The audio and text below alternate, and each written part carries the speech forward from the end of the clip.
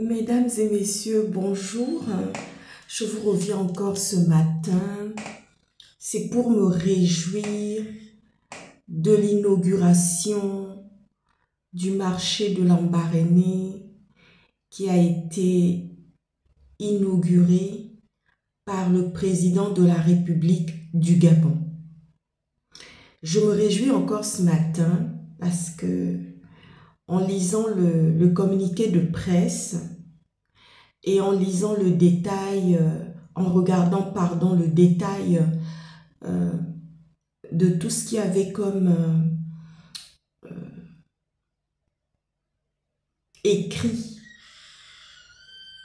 par le communiqué de presse concernant l'inauguration des infrastructures à Lambaréné et notamment de celui qui nous intéresse le plus et qui a fait couler de l'encre, qui a fait pleurer beaucoup de Gabonais, qui a amené beaucoup de peine aux Gabonais et en même temps à nous les activistes et influenceuses politiques qui avons énormément travaillé sur ce sujet de la crise des vendeuses béninoises au marché de Lambaréné.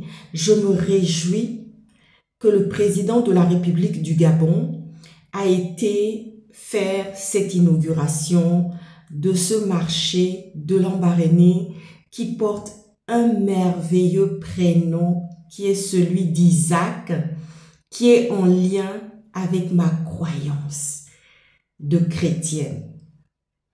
Et je me réjouis franchement pour ce moment-là, pour ce timing-là, pour ce prime time que le président de la République du Gabon, dont il nous a honorés par rapport à l'inauguration, à la célébration, à la joie de ce moment-là, de cette inauguration-là, qui a été fait par le président de la République du Gabon.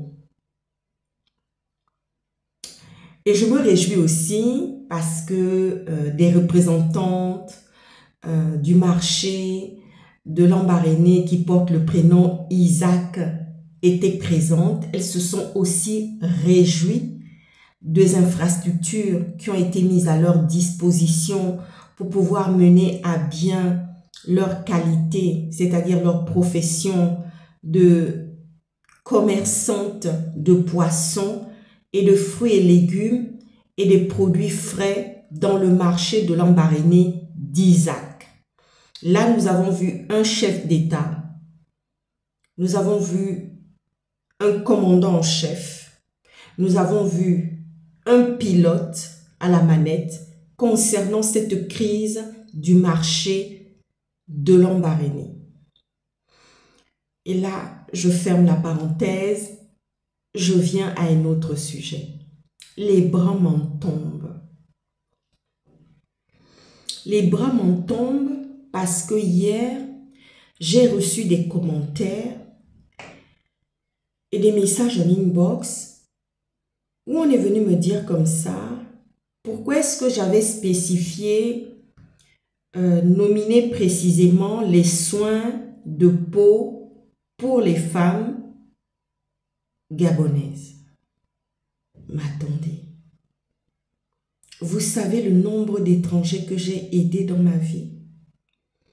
Vous savez le millier de nombre d'étrangers que j'ai élevés, que j'ai valorisés, à qui j'ai donné tant de choses, tant d'élévation, tant de soutien, tant d'assurance, tant d'apaisement?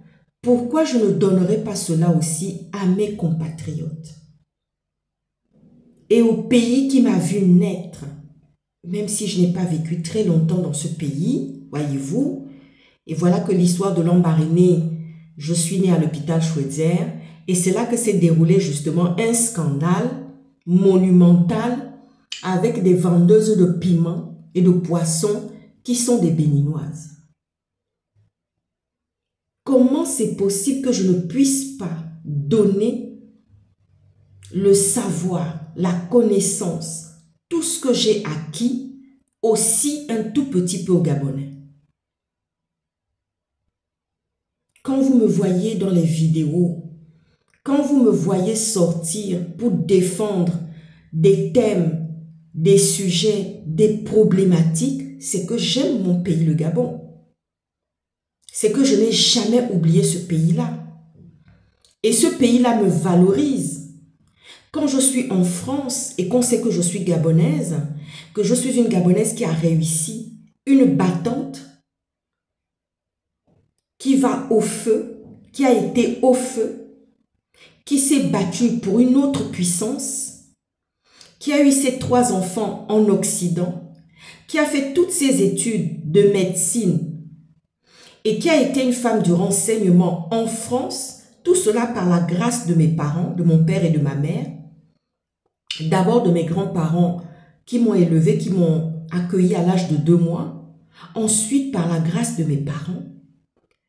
Pourquoi je ne donnerais pas un tout petit peu de ce monument que je suis ou que j'ai à mes compatriotes gabonais qui ont tant besoin? Vous voyez ce que je veux dire?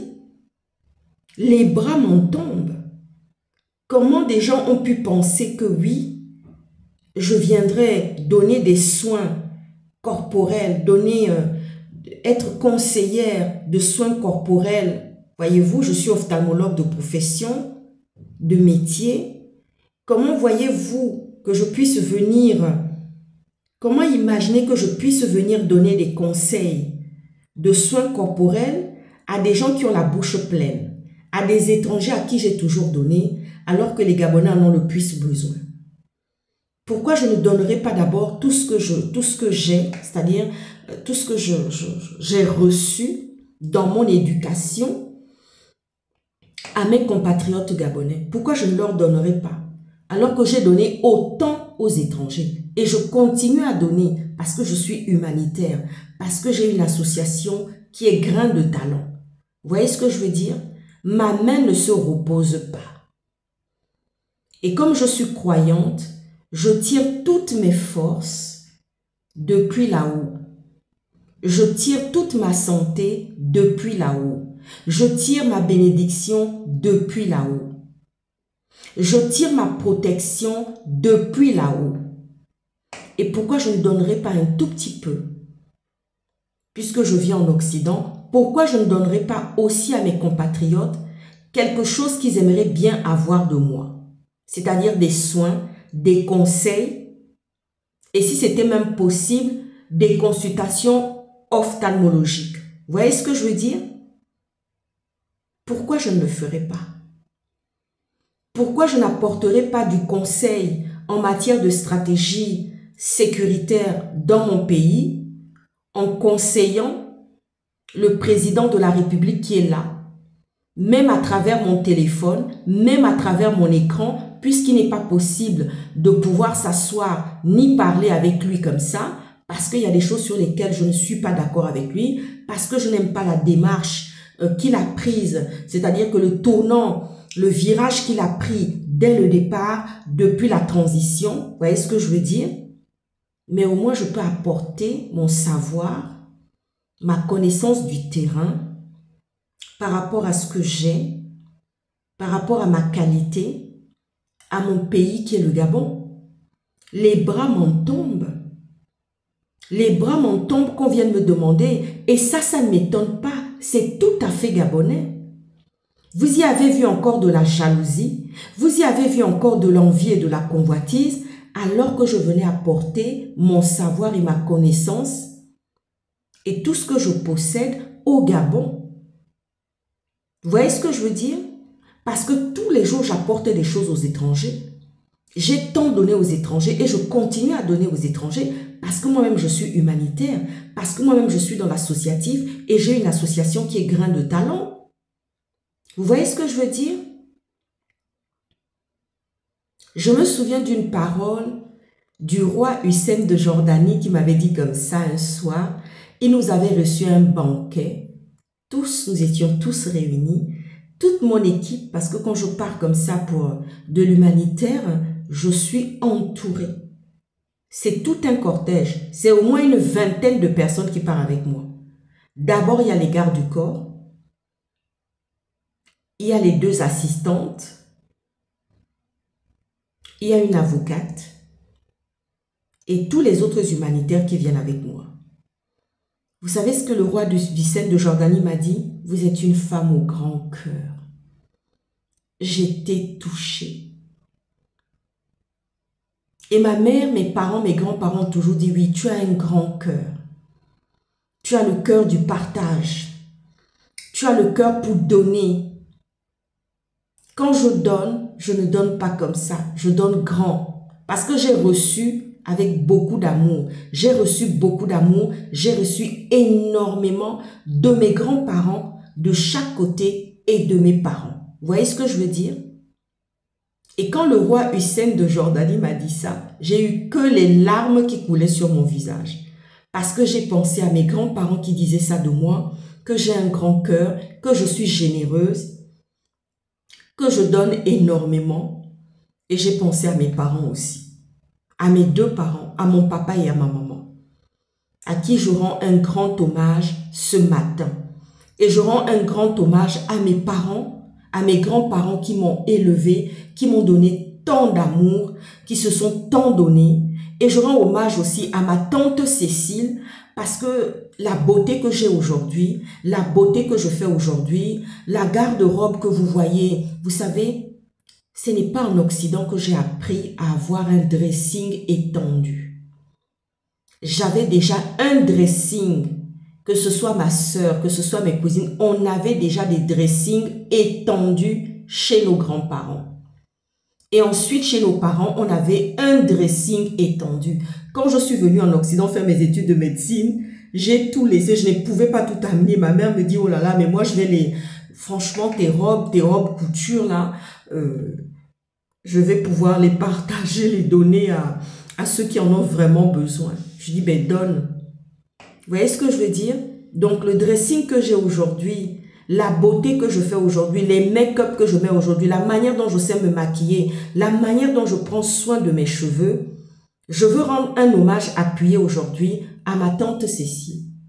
Parce que c'est elle qui était notre coiffeuse. C'est elle qui nous coiffait. C'est elle qui faisait les soins de cheveux et tout. Et quand on a commencé à être adolescente, soins du visage et tout ce que vous voyez là, c'est elle. Je veux lui rendre un hommage appuyé aujourd'hui. Je ferme la parenthèse et j'en viens maintenant aux petits métiers qui ont été interdits aux étrangers. Monsieur le Président, vous avez pris une décision courageuse de pouvoir maintenant permettre à ce que les Gabonais puissent s'octroyer la possibilité de faire tous ces petits métiers qui rapportent beaucoup d'argent, ce savoir-faire que les étrangers ont amené dans notre pays. Je me réjouis que vous ayez maintenant pris la responsabilité et le costume et le courage d'avoir fait en sorte que ça soit les Gabonais, que ça soit rapatrié maintenant dans les mains des Gabonais. Mais il y a une chose que je veux dire aux Gabonais. Est-ce que vous serez à la hauteur? Parce que le président a pris une sacrée décision.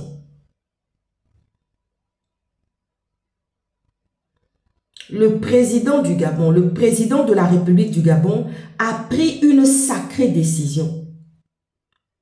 Un engagement courageux et politique pour dire ces petits métiers qui font tant rêver les Gabonais, que les Gabonais ont toujours envié et qu'ils ont toujours dit oui, oui, oui, oui, il n'y a que les étrangers qui viennent gagner de l'argent.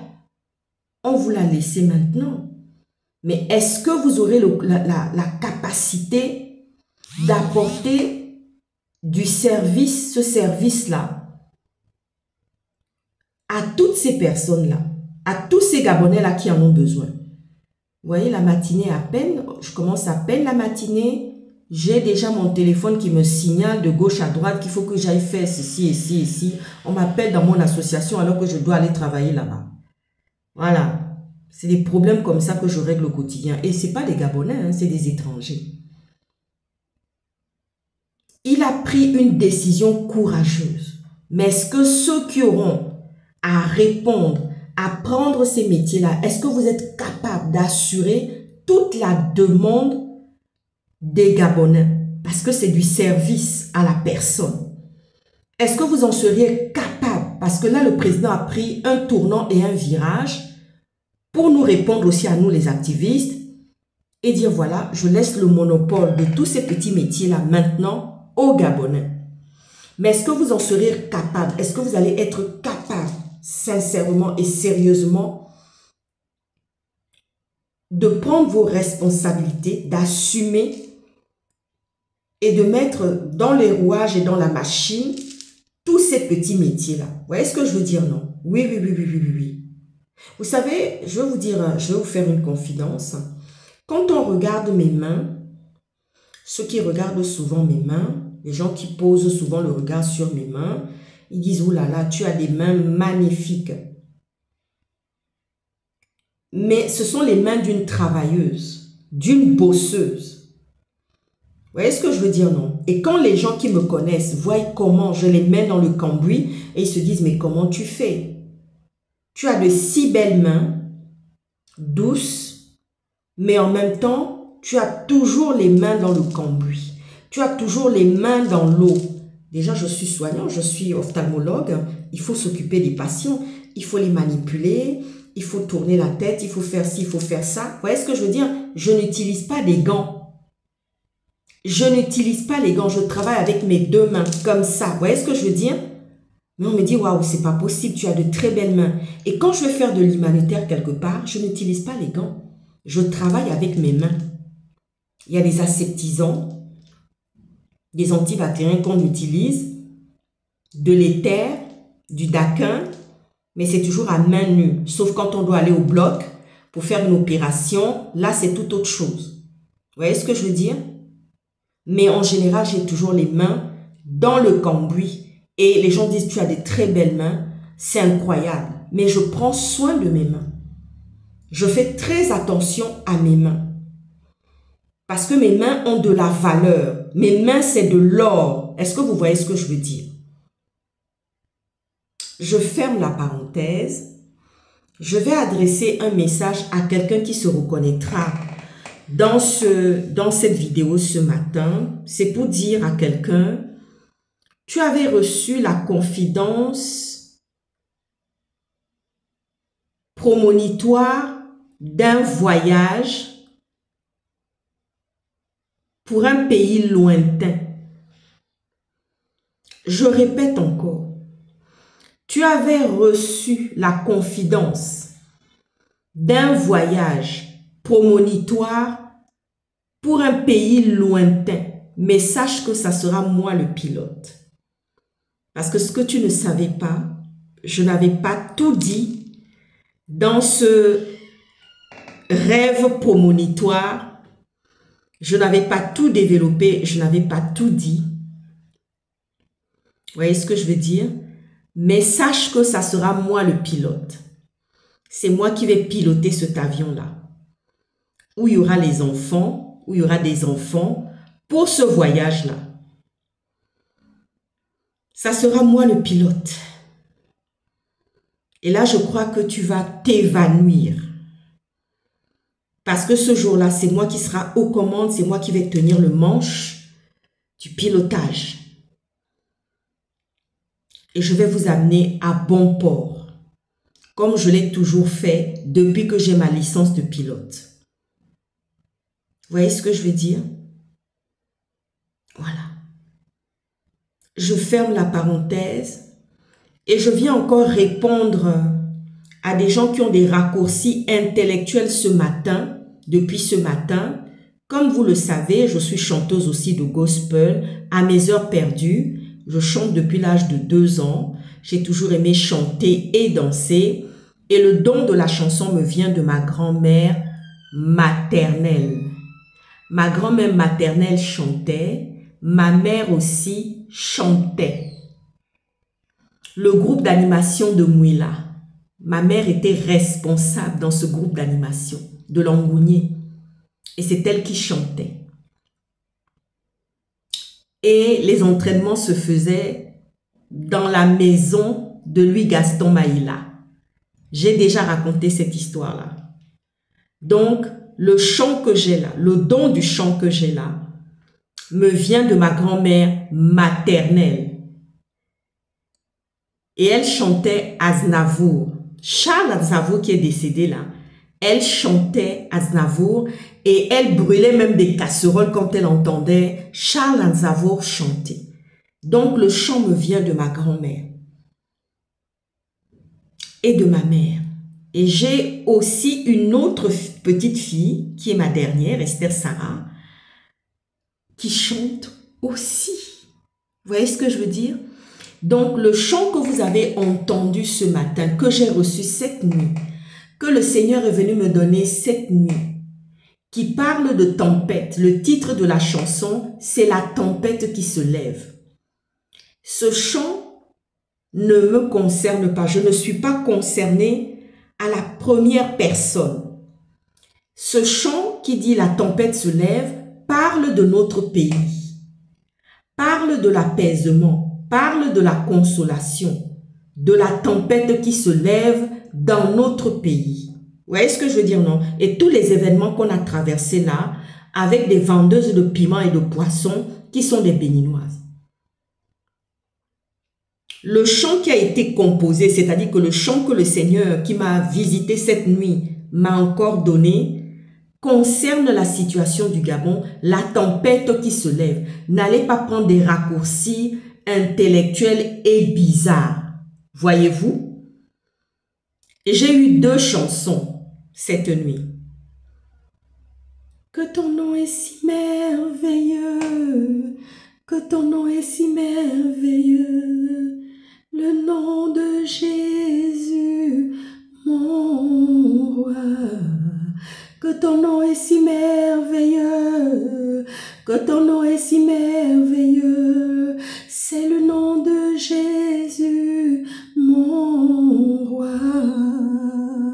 Que ton nom est si merveilleux, que ton nom est si merveilleux, le nom de Jésus, mon roi.